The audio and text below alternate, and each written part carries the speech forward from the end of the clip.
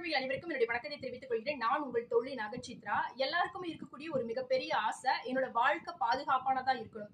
எந்த விதத்திலையும் எதாலையும் நான் பாதிக்கப்படக்கூடாது அப்படின்ற மாதிரி நம்ம நினைச்சிட்டு இருப்போம். சோ நமக்கு வரக்கூடிய பாதிப்புகள் பெரும்பாலும் நோயாலோ அல்லது அதாவது நம்முடைய பயணத்தின் போதோ அந்த மாதிரியான ஒவ்வொருவருடைய வாழ்க்கையை பொறுத்து அவங்களுக்கு சில விதமான விஷயங்களை குறித்து ஒரு அபாயகரமான ஒரு சூழல் உருவாகி விடுமோ அப்படின்ற ஒரு பயம் இருக்கும்.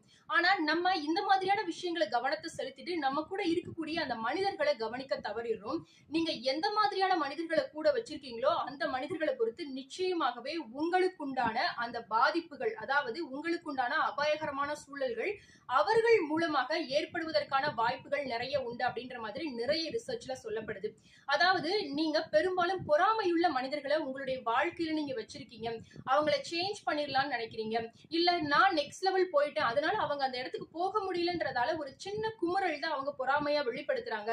அவங்க என்னோட ஃப்ரெண்டு, அவங்களோட ஃபேமிலி அப்படின்னு சொல்லிட்டு அவங்களுக்கு எல்லா விதமான ப்ரியாரிட்டிஸும் கொடுத்து அவங்களை நீங்க நெக்ஸ்ட் லெவல் கொண்டு போற வரைக்கும் கொண்டு போனாலும் கூட நிச்சயமாகவே அவங்க மீண்டுமாக சொல்லக்கூடிய ஒரு விஷயம் உங்களை பத்தியதான குறைபாடுகளா இருக்கும். நீங்க எவ்வளவு தூரம் அவங்களுக்கு ஹெல்ப் பண்ணாலும், உங்களுடைய வாழ்க்கையில் உள்ள எல்லா விஷயங்களையும் அவங்களை நீங்க முன்னிறுத்தினாலும் கூட அவங்க எப்பவுமே உங்களை ஒரு போட்டியாளரா தான் பார்ப்பாங்க.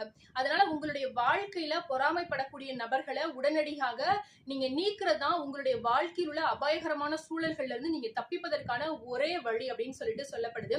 அதனால உங்களுடைய வாழ்க்கையில மற்ற நபர்களை திருத்திடணும், அவங்க முடியல அப்படின்றதுனால என்ன அப்படி நினைக்கிறாங்க, இருந்தாலும் கூட அவங்க எனக்கு ரொம்ப முக்கியம் அப்படின்னு சொல்லிட்டு இந்த மாதிரி பொறாமையுள்ள மனிதர்கள் உங்களுடைய வாழ்க்கையில வச்சுட்டு இருந்தீங்க அப்படின்னா உங்களுக்கு உண்டான ஆபத்துகளை நீங்களே உருவாக்குறீங்க அப்படின்னே சொல்லிடலாம். சோ இந்த ஒரு வீடியோ உங்களுக்கு யூஸ்ஃபுல்லா இருந்தது அப்படின்னா உங்க ஃப்ரெண்ட்ஸ் அண்ட் ஃபேமிலிஸ்க்கும் ஷேர் பண்ணுங்க. மறக்காம சேனலை சப்ஸ்கிரைப் பண்ணுங்க. இதை போல நிறைய பதிவுகளுக்கு கமெண்ட்ல சொல்ல மறக்காதீங்க. நன்றி.